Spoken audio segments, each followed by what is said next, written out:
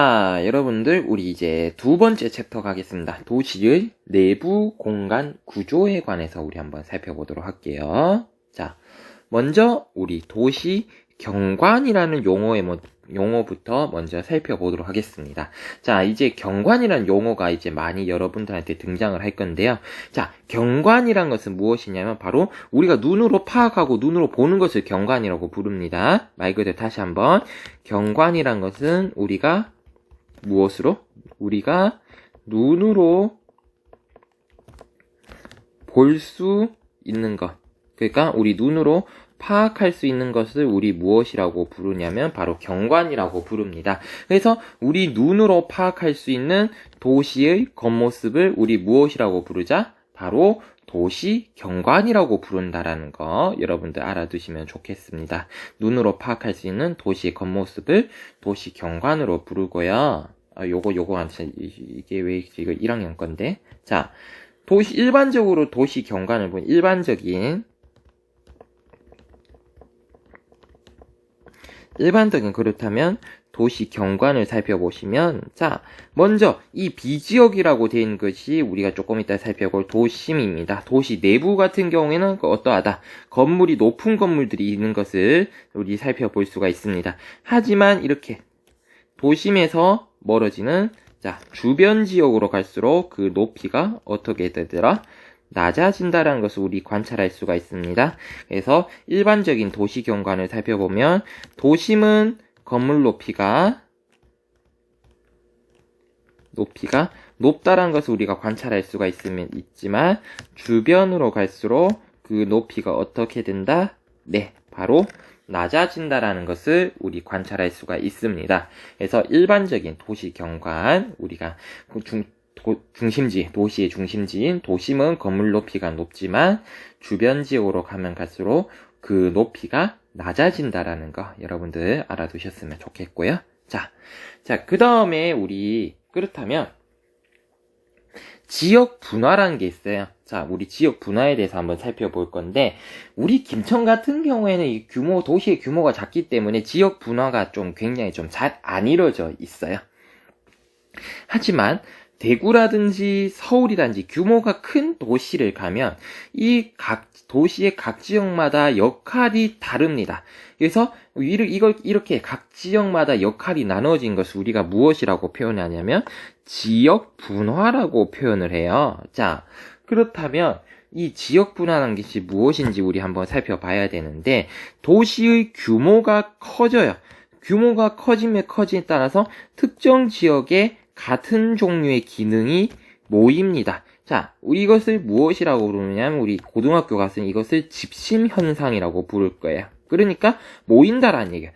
같은 종류의 기능은 모이지만 다른 종류의 기능들은 분리되어집니다. 이것을 여러분들 고등학교 가면 이심 현상이라고 아마 배울 거예요. 자, 그러니까 도시는 규모가 커짐에 따라 가지고 같은 종류의 기능은 특정 지역에는 같은 종류의 기능들이 모이고, 자, 원래 이 지역에 있었던 서로 다른 기능들은 다른 지역으로 이전을 하게 된다는 겁니다. 그래서 우리 이러한 현상은 도시의 규모가 커짐에 따라서 특정 지역에 같은 종류의 기능은 모이지만 서로 다른 종류의 기능들은 다른 지역으로 이전하는 것을 우리 지역 분화라고 부릅니다. 자, 그렇다면 이 지역 분화가 발생하게 되는 원인이 무엇인가? 요게 중요해요. 원인. 왜 발생하는가? 지역에 따라 접근성에 따른 지가가 다르기 때문입니다. 이 지가라는 용어. 그러니까 지가라는 것은 토지의 가치라고 여러분들 이해를 하시면 되겠어요. 자, 토지의 가치입니다. 그러니까 지역에 따라서 어떤 접근성이라는 녀석에 따라서 지가, 그러니까 토지의 가치가 달라지기 때문입니다. 자, 그렇다면 우리 접근성이라는 용어 한번 살펴보겠는데요. 접근성이라는 용어는 특정 지역에 도달하기 쉬운 정도를 의미합니다. 자, 그래서 보시면 도시의 중심에 위치하거나 교통이 편리한 지역은 접근성이 좋아, 지가가 어떻게 하더라? 높더라는 거죠. 즉 이게 무슨 얘기냐? 사람 접근성이라는 것이 결국에는 사람들이 주변 지역에 있는 사람들이 그 지역에 접근하기가 쉽냐 어렵냐예요. 그래서 사람들이 접근하기 쉽다. 그러니까 접근성이 높다라고 표현을 하거든요. 접근성이 높으면 많은 사람들이 모일 수 있는 쉽게 모일 수 있는 곳이고 도달할 수 있는 곳인가. 그러니까 그 지역의 토지의 가치는 어떻게 된다? 토지의 가치는 지대는 높을 수밖에 없다라는 거고요. 접근성이 떨어진다면, 즉 사람들이 쉽게 올 수 있는 곳이 아니냐면 그 지역 토지역의 가치는 어떻게 된다? 떨어질 수밖에 없다라는 얘기입니다. 요거 여러분들이 조금 알아두셨으면 좋겠습니다. 자, 그래서 접근성과 지대가 서로 관련이 있다. 그러니까 특정 지역에 도달하기 쉬우면 쉬울수록 그 지역 토지의 가치는 어떻게 된다? 바로 높아진다라는 거 여러분들 알아두셨으면 좋겠습니다. 자, 그래서 도시 지대를 실제 한번 보면 우리 교과서에 있는 건데요. 서울을 예를 한번 들어보면요. 서울도 요 종로구라는 곳이 도심에 해당이 돼요. 도심에 해당이 되고 여러분들 이제 서울에 가면 이쪽으로 많은 지하철이라든지 도로가 집중이 되어 있어요. 자, 그리고 외부에서 우리 서울역도 요 근처에 있거든요. 그렇기 때문에 어떻게 되느냐? 많은 사람들이 접근할 수 있는 접근성이 높아요. 접근성이 높으니까 요게 지금 지가 그래프거든요. 지대 지가 그래프인데, 자, 종로구 같은 경우에는 1제곱미터, 단위 면적 1제곱미터당 바로 400만원. 지금 종로구 같은 경우에는 지대가 가장 높아요. 하지만 바깥으로 서울에서 종로구에서 멀어지면 멀어질수록 어떻게 된다? 자, 이렇게 가면 지금 도심과 거리가 멀어지죠. 도심과 거리가 멀어지면 멀어질수록 어떻게 돼요? 그래프가. 그렇죠. 지대가 점점 어떻게 된다? 지대가 떨어진다. 하락한다는 것을 우리 관찰을 할 수가 있습니다. 아하, 그래서 여러분들 알아두시면 좋겠는 거. 자, 도심에 가까우면 가까울수록 지대가 높더라. 하지만 도심과 멀어지면 멀어질수록 어떻게 된다? 이 지대가 떨어진다. 우리 김천으로 비유를 하자면 김천에서 가장 나름 센터라고 부를 수 있는 지금 시청이 많이 몰려있죠? 신흥동 쪽을 보시면 신흥동 주변의 지대라든지 집값 건물의 가격들이 굉장히 비싸지만 신흥동에서 거리가 멀어지면 멀어질수록 어떻게 되냐면 이러한 지가가 떨어진 것을 여러분들이 관찰을 할 수가 있습니다. 그래서 이런 거 지대라는 것은 어디에 영향을 많이 받더라? 바로 우리 접근성이라는 것에 굉장히 많은 영향을 받는다라는 거 여러분들 이해를 해두시면 좋겠습니다. 자, 그 다음 한번 보도록 할게요. 그러면 우리 도시의 내부 구조에 대해서 우리 한번 살펴보도록 하겠습니다. 우리 첫 번째로 알아볼 거. 요거 중요하니까 시험 문제 잘 나와요. 자, 먼저 도심에 관해서 한번 살펴보도록 하겠습니다. 자, 도심이라는 것은 과연 무엇이냐면 과연 중추 관리 기능을 담당합니다. 중추 관리 기능을 담당을 해요. 자, 그렇다면 이게 무슨 얘기냐? 중추 관리 기능. 그러니까 가장 핵심적인 역할을 한다는 거예요. 자, 도시 기능이라든지 아니면 기업 활동, 하여튼 여러 가지 활동들 중에서 가장 핵심적인 기능들을 담당을 합니다. 그래서 여기 보시면 가장 고차의 그래서 가장 고차의 교육 서비스업 이런 것들 서비스업 역할을 담당을 해요. 자, 그렇기 때문에 이 지역들은 도심으로의 접근성이 매우 좋습니다. 도심으로의 접근성이 매우 좋다는 것은 무엇을 의미한다? 바로 지가가 높게 형성이 된다는 걸 의미하죠. 요거 우리 좀 알아두셔야겠죠.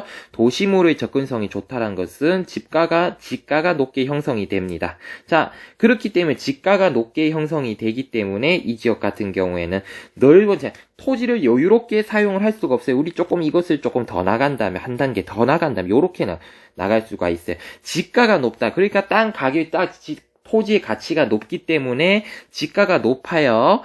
그래서 어떻게 했니? 이 지역은 토지를 넓게 사용할 수가 없습니다. 좁게 사용할 수밖에 없어. 왜? 내가 조금이라도 더 많은 땅을 사용하려면 더 많은 돈을 지불해야겠죠. 그렇기 때문에 토지를 대체로 어떻게 하냐면 토지를 이 지역은 특히 집약적으로 이용을 합니다.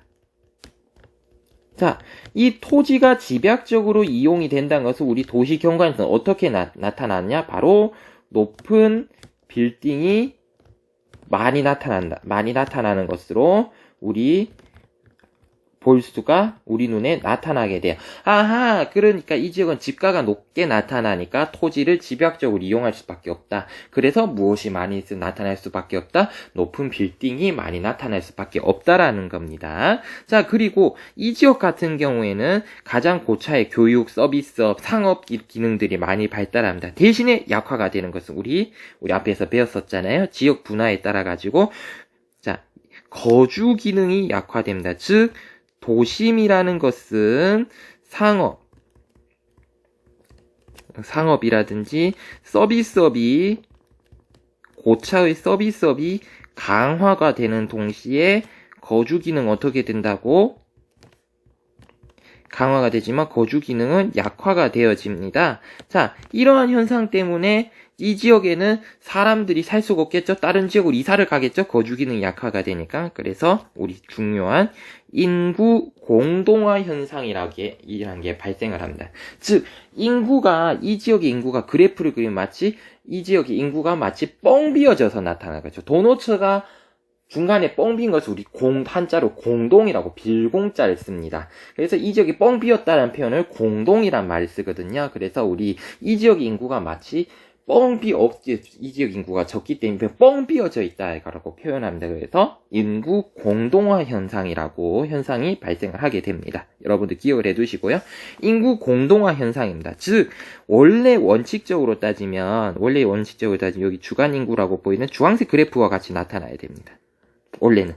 그러니까 도심의 인구가 가장 많고 외곽지역으로 가면 갈수록 인구가 떨어져야 되는 형태가 보이는데요. 자, 근데 실제 사람들이 그래서 이 지역은 실제 사람들이 거주하는 인구를 보니까 패턴을 보니까 지금 여기 보이는 파란색 패턴, 야간 인구, 밤의 인구 패턴처럼 나타난다는 거죠. 자, 왜 이 지역은 여기가 도심이에요. 그래서 이 지역이 도심이거든요. 그래서 이 지역 인구가 마치 뭐처럼 뻥 비어져서 나타난다, 공동이 나타난가 해가지고 인구 공동화 현상이라고 불러요. 그렇다면 이러한 현상이 왜 나타나는 거냐? 왜 주간에는 도심이에요? 도심은 왜 인구가 많고 낮에는 인구가 많지만 밤에는 왜 인구가 적을 수밖에 없느냐? 자, 도심은 우리 아까 얘기했잖아요. 다시 한번 정리하면 자, 이 지역은 고차의 서비스업이 강화가 돼요. 그러니까 업무 기능이 강해요. 그러니까 여기에는 이 사람들의 직장은 많이 있어요. 하지만 우리 아까 얘기했죠? 거주 기능은 어떻게 된다? 약화가 되어진다. 자, 그러니까 업무 기능은 집중이 되었지만 거주 기능이 약화가 되니까 이러한 주거지가 어떻게 됐냐? 주거지가 분산이 되어 있죠. 주거지가 외곽 지역으로 분산이 되었대요. 여기 있던 주거지가 외곽 지역으로 이전을 했다는 거죠. 그러니까 사람들이 집은 외곽 지역에 있고 낮에 일을 하기 위해서 도심으로 왔다가 밤에는 어떻게 한다? 다시 외곽 지역에 있는 자기 집으로 퇴근을 하게 된다는 거죠. 이러한 현상들이 발생을 하기 때문에 도심에는 낮에 인구는 많지만 밤에 상대적으로 이 지역에 거주하는 인구는 적게 되더라. 우리 이러한 인구 공동화 현상이 발생을 한다는 거 여러분들이 꼭 기억을 해주셨으면 좋겠습니다. 자, 그 다음을 한번 보도록 하겠습니다.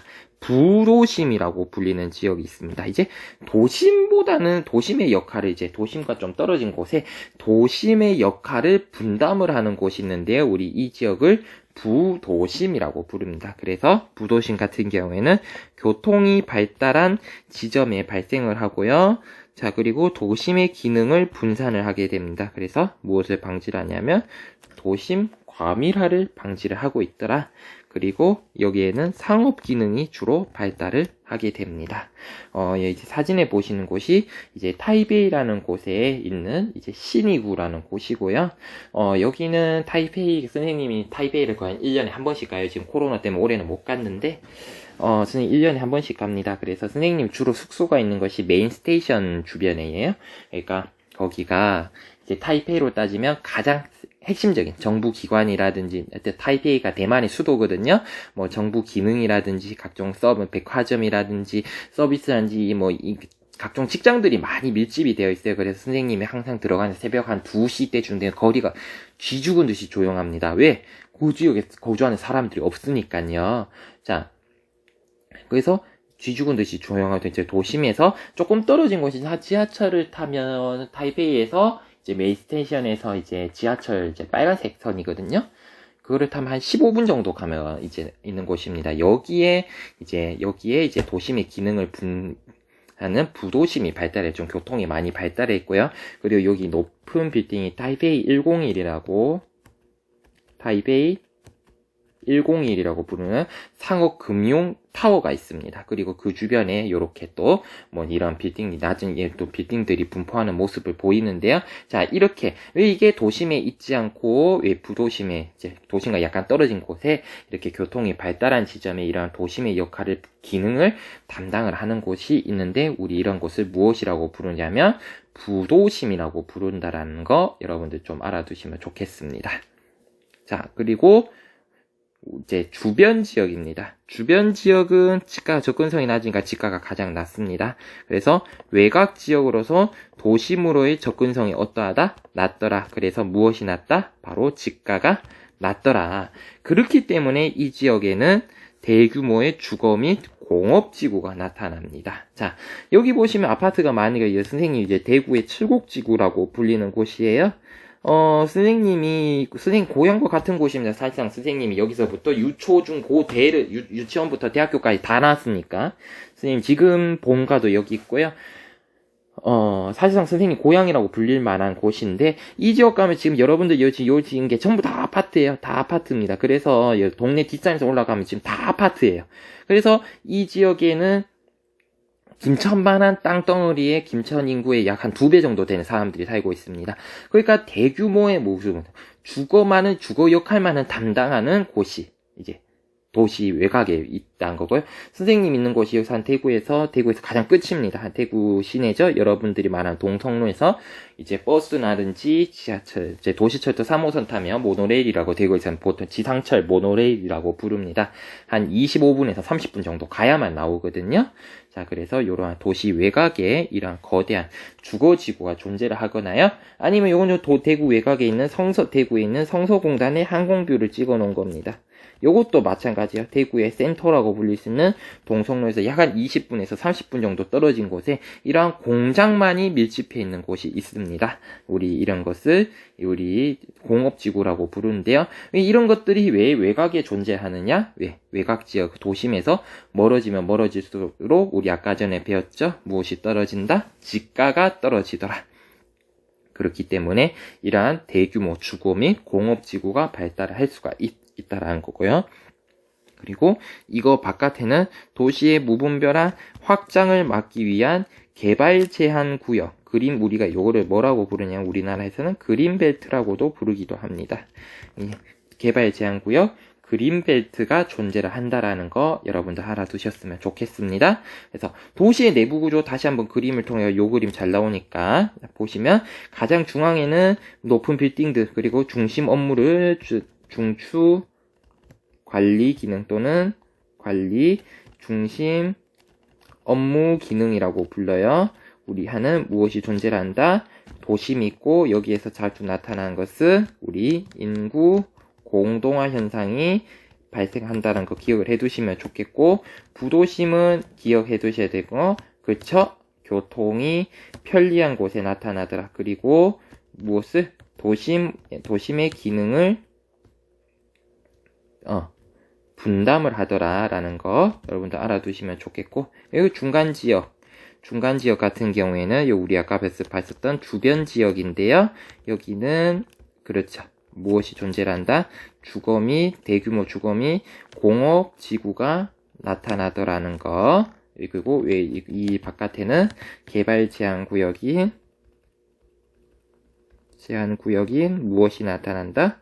그렇죠? 그린벨트가 존재를 하고 있다라는 거 여러분들 기억을 해 두셨으면 좋겠습니다. 자, 그래서 요 그림도 알아두셨으면 좋겠고, 요거도 마찬가지로 보시면, 자, 여기가 도심이죠. 경관의 특징이 바로 높은 빌딩이 있습니다. 자, 가 같은 경우에는 도심이란 거 우리가 파악을 하셔야 되고요. 그리고 여기가 부도심, 여의도라든지 서울에서 따지면 여의도, 요쪽 여의도, 강남과 같은 곳인데요. 이런 상업 및 주거 기능 이런 것들이 섞여서 나타난다. 그러니까 부도심은 어디의 기능을 담당한다? 자, 도심의 기능을 분담을 한다라는 거 여러분들 기억을 해두세요. 자, 그리고 외곽지역으로 가면 이제 외곽지역이죠. 그러니까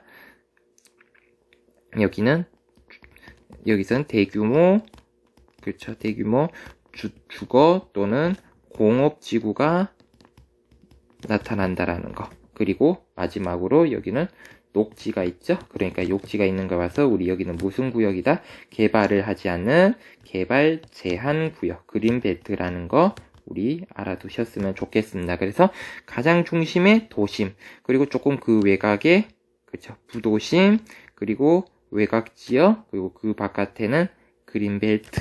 요런 식으로 도시구조가 대략적으로 나타난다. 라는 것 정도 여러분들 알아두셨으면 좋겠습니다. 자, 그래서 오늘 수업은 여기서 마치도록 하겠고요. 우리 다음 시간에는 개념구조도 정리로 여러분들 한번 찾아뵙도록 하겠습니다. 모두 수고하셨습니다.